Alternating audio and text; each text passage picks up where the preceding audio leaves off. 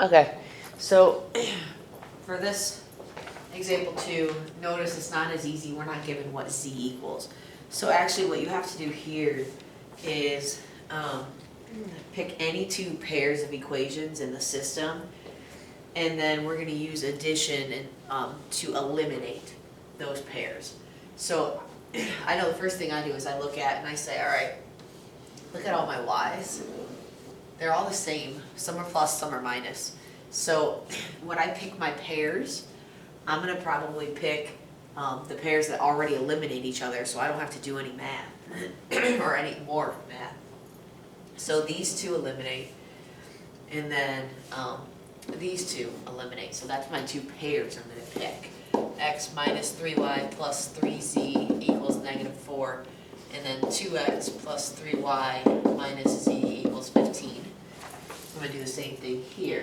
2x plus 3y minus z equals 15, and then 4x minus 3y minus z equals 19.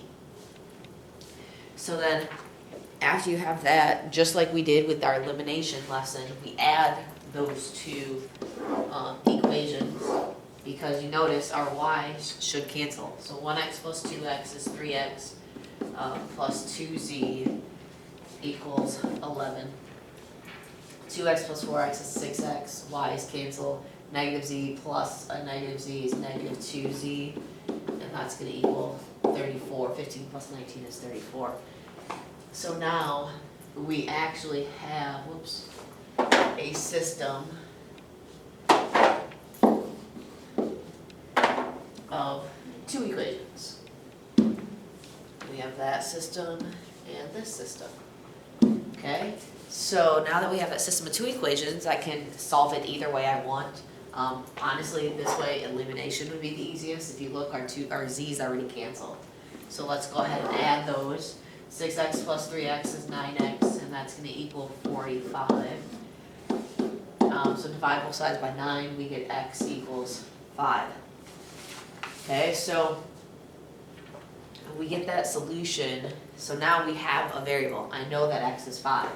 So I'm going to plug that, just like if this was a 2-system equation, I'm going to plug that 5 back into here to one of our variables, and then I'll be able to solve for z. It doesn't matter which one we pick. So I'll pick this first one.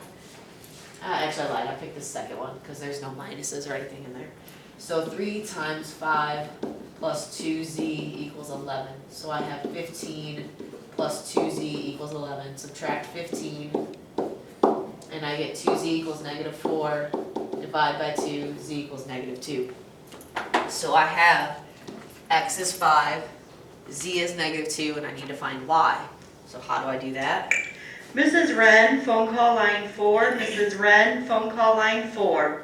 You go back up to your original equations here and plug them in and solve for y. I'll use this first one. No reason why, just going to.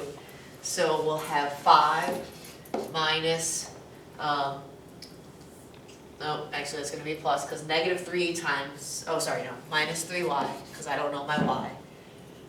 3 times negative 2 is negative 6, so it's going to be minus 6 equals negative 4. I'll add 6 and get 2, subtract our 5, and get negative 3. So I have negative 3y equals negative 3, divide by negative 3, and what I get y is positive 1. So I have y is 1, x is 5, and z is negative 2. So as a system, or as a solution, we write it 5, 1, negative 2. And then by all means, check that system by plugging it in. And remember, in order for this to be a system, those solutions have to work for all 3 of these, so we have to check that. So it would be 5 minus 3, so that's 2. 2 minus 6 is negative 4, so negative 4 equals negative 4, it checks here. 2 times 5 is 10. 10 plus 3 is 13.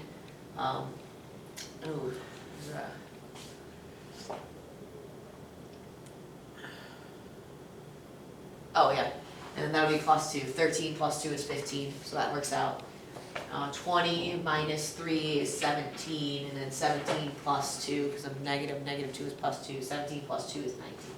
So that checks out. So that solution works for all three, therefore, that is the correct solution.